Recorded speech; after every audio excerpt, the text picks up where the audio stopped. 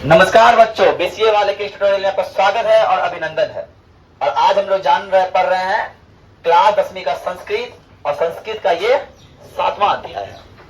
और ये चैप्टर का नाम है नीति श्लोक। नीति श्लोक जो हमें इसमें ये जो नीति श्लोक है, हमें अपने अंदर की बुराइयों को दूर करने के लिए 10 श्लोक दिया गया है। नीति श्लोक, ये श्लोक लिया कहां से गया है? पहला बात तो ये श्लोक महाभारत से लिया गया है। महाभारत के विदुर नीति से लिया गया है। इसके लेखक कौन है? इसके लेखक व्यास जी हैं। इसके लेखक कौन है? व्यास जी। रचयिता कौन है? व्यास जी। बात समझिए कि हो क्या रहा था जब महाभारत का समय चल रहा था।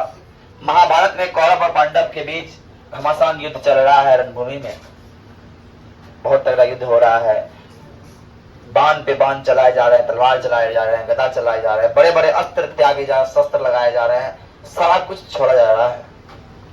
धृतराष्ट्र अंधे हैं, वो अपने विश्रामशाला में बैठे हुए हैं और उसके बगल में बैठा हुआ है विदुर।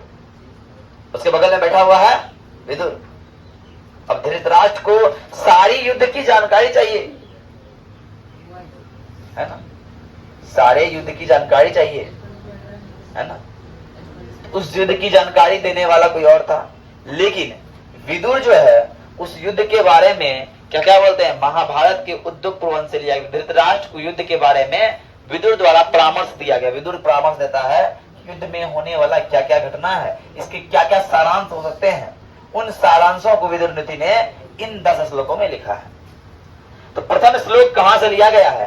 प्रथम श्लोक जो है वो क्या है? बता, यस्य कृतं न विघ्नति अस्थित मुसनं भयमृति समृद्धि यस् समृद्धवा तेवे पंडिता उच्यते। यस्य कृतं, जिसके कर्म को, यस्य मतलब जिसका, कृतं मतलब कर्म, यस्य कृतं न विघ्नति, जिसको कर्म को विघ्न नहीं डालता। शीत मुसनम भयमृति, शीत मतलब ठंडा सर्दी, मुसनम मतलब गर्मी, भयम मतलब खुशी भय भय, और ऋति मतलब खुशी आनंद, और समृद्धि या समृद्धवा मतलब ये कि जिसके कर्म को प्रसन्नता अप्रसन्नता आदि प्रभाव नहीं करता, विघ्न नहीं डालता, वे संसार में पंडित कहे जाते हैं। अर्थात ये जिसको किसी भी क्रिटिकल कंडीशन में ले जाओ उसको इफेक्ट नहीं पड़ने वाला। सर्दी है तो भी पढ़ेंगे, गर्मी है तो भी पढ़ेंगे, खुशी है तो भी पढ़ेंगे, गम है तो भी पढ़ेंगे। हर स्थिति में पढ़ना है हमको, हर स्थिति में करना है हमको। हम अपने कार्य पे लगे रहेंगे तब तो हम पंडित कहलाएंगे। किसी भी तरह की विपदा आ जाए, किसी तरह कुछ भी आ जाए, हम अपने कर्म से विचलित नहीं होंगे और तब तो हम पंडित बन पाएंगे। ये पहला श्लोक था। दूसरा श्लोक बोलता है तत्त्वज्ञ सर्वभूतानां योग्य सर्वकर्माणाम उपाज्ञो मनुष्यानाम नरम पंडिता उच्यते। कहते हैं कि तत्त्वज्ञ सर्वभूतानाम, सभी तत्वों के, सभी जीवों के तत्वों को जानने वाले तत्व क्या है? आत्मा है। सभी जीवों के आत्मा के रहस्य को जानने वाले, सभी जीवों के आत्मा के रहस्य को जानने वाले तथा सभी कर्मों के योग को मानने वाले।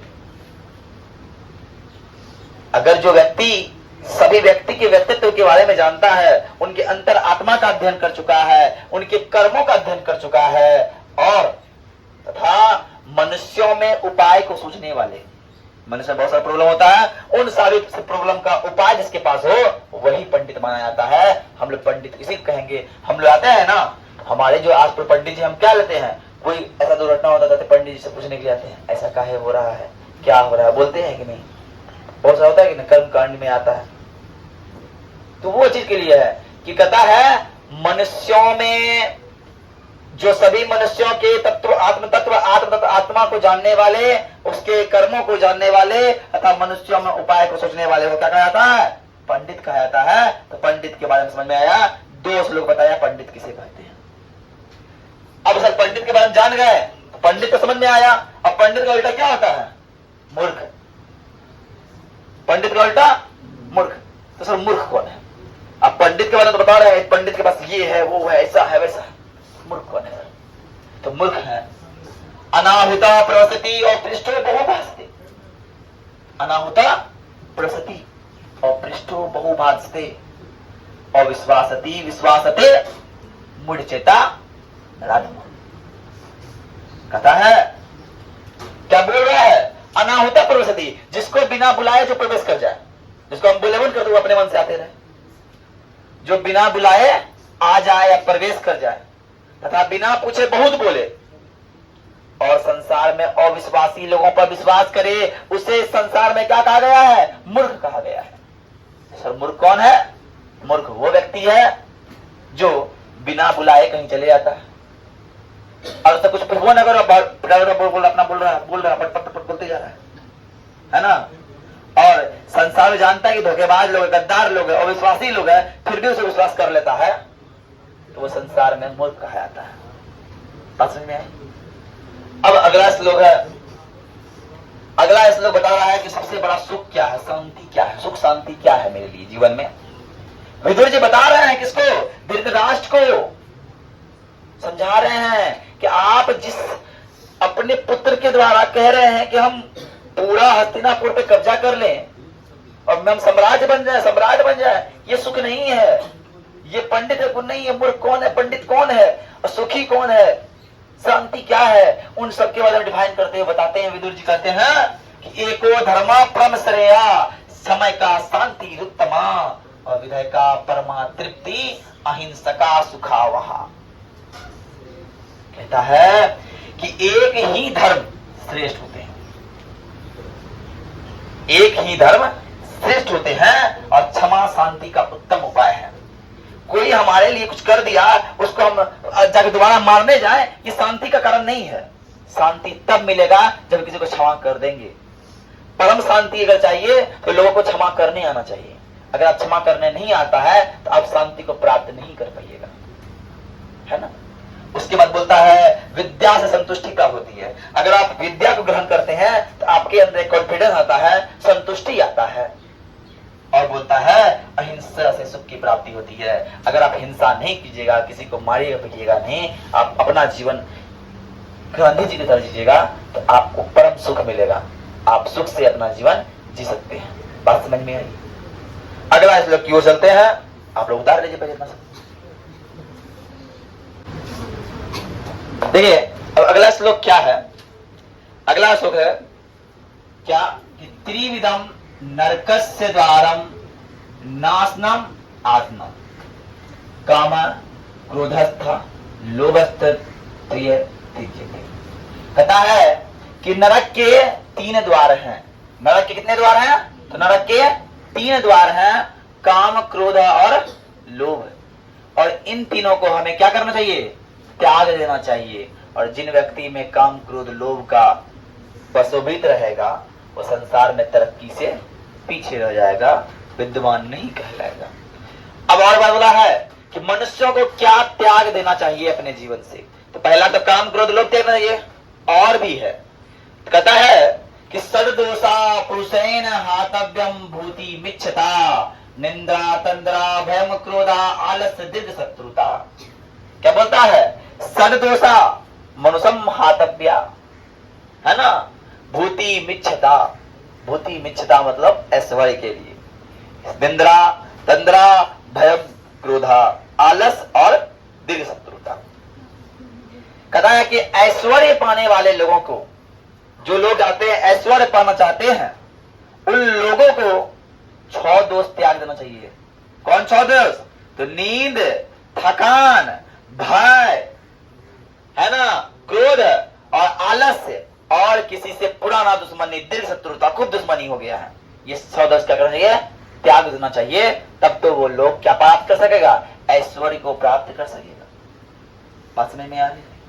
अगला प्रश्न, अगला है सत्येन रक्षते विद्धर्मो विद्या योगेन रक्षते और मिर्जया रक्षते रूपम और कुलम वृत्तेन रक्षते। कथा सत्येन रक्षते धर्मो, सत्य के द्वारा अगर आप सत्य बोलिएगा तो आपकी धर्म की रक्षा होगी। सत्य के द्वारा धर्म की रक्षा होती है। विद्या योगेन रक्षते। और आप पढ़िएगा, जरा मेहनत कीजिएगा, परिश्रम कीजिएगा, अभ्यास कीजिएगा, तो आपका विद्या की रक्षा होगा। योग विद्या योगेन रक्षते। विद्या योग के द्वारा रक्षित किया जाता है। और मिर्जया से रूप की रक्षा होती है। ब्याह शादी में उपटन लगाया जाता है कि नहीं, हल्दी का, तो वो इसलिए लगाया जाता है कि आपके रूप का रक्षा हो, है ना। तो उपटन से रूप की रक्षा होती है। उसी प्रकार अच्छे आचरण वाले लोगों से उसके कुल और खानदान की रक्षा होती है। जिसका आचरण गलत रहेगा उसका कुल खानदान का रक्षा नहीं हो पाएगा। बात समझ में आई। अगला श्लोक है कि सुलभा पुरुषा राजन सतत प्रियवादी। सुलभा पुरुषा राजन संतत प्रियवादिन और प्रियस्य तु पथस्य वक्ता श्रोता च दुर्लभ। कहता हे राजन,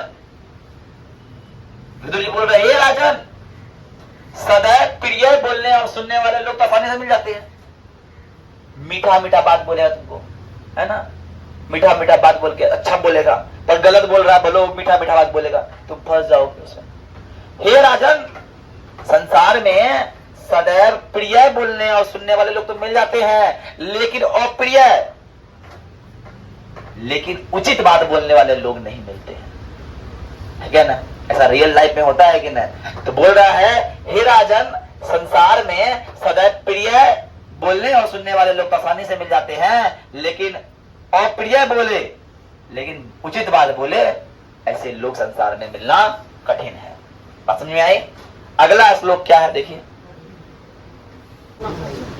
देखिए अगला श्लोक क्या है। अगला श्लोक है कि पूजनीय महाभागा पुण्यश्च गिरिदीप्तया स्त्रियाश्रयो गृहस्योक्ता अस्तमा द्रक्षया विशेषता। कहता है स्त्रियां घर की लक्ष्मी होती है। स्त्रियां क्या होती है, घर की लक्ष्मी होती है। इन्हीं से परिवार की प्रतिष्ठा बढ़ती है। और यह वो है जो महापुरुषों को जन्म देने वाली होती है। स्त्रियों के द्वारा ही महापुरुष का जन्म होता है, इसीलिए स्त्रियों का विशेष रूप से रक्षा करना चाहिए, स्त्रियों पर विशेष रूप से ध्यान देना चाहिए, है ना। अगला श्लोक है आकृति विनयो हंति। आकृति विनयो हंति हन्यार्थ पराक्रमा हंति नित्यम रक्षा क्रोधमाचारो हंत लक्षणम। बड़ा अच्छा श्लोक है कि बोलता आकृति विनयो रक्षति। विनम्रता, विनम्र होकर रहोगे हमेशा लोगों के प्रति। विनम्रता से बदनामी को दूर किया जा सकता है। विनम्रता से बदनामी को दूर किया जा सकता है और पराक्रम से अनर्थ को दूर किया जा सकता है। और क्षमा क्रोध को दूर करती है। क्षमा को दूर करती है, क्रोध को दूर करती है और अच्छा आचरण बुरी आदतों को दूर करता है। ये मेरा यहाँ तक श्लोक था। नीति श्लोक पाठ का 10 श्लोक हम लोग पढ़ लिए। अब प्रश्न आएगा कि नरक के कितने द्वार हैं, तो नरक के 3 द्वार हैं। काम क्रोध लोभ नरक के 3 द्वार हैं। मनुष्यों को कौन 6 दोष त्यागना चाहिए, तो निंद्रा तंद्रा भयम क्रोधा आलस्य दीर्घ शत्रु का त्याग वो त्याग देना चाहिए, है कि न। पंडित किसे कहा गया है, यस्य कृतं न विघ्नति शीतमुष्णं भयमृति समृद्धि यस्य समृद्धवात् तेवा पंडिता उच्यते। जिसके कर्म को सर्दी गर्मी भय क्रोध आनंद भयभीत ना करे, बाधा ना पहुंचाए, पंडित उसी कहा गया है ना। मनुष्यों में पंडित और कौन कहा गया है, जो मनुष्यों के तत्वों का ज्ञान रखता है, आत्मा का ज्ञान रखता है, सभी योग का ज्ञान रखता है और मनुष्यों में जो उपायों को सोचता है उसे पंडित कहते हैं, है कि नहीं। ऐसा सब है। अब देखिए इसका जो ऑब्जेक्टिव है, आप लोग इसका ऑब्जेक्टिव कंप्लीट कीजिए। इसका जितना ऑब्जेक्टिव है इसको कंप्लीट कीजिए, आज बैठ के याद कीजिए एक तरफ से, है ना। अब कल हम पूछेंगे इतना। आज के लिए इतना ही। जय हिंद, जय भारत, धन्यवाद।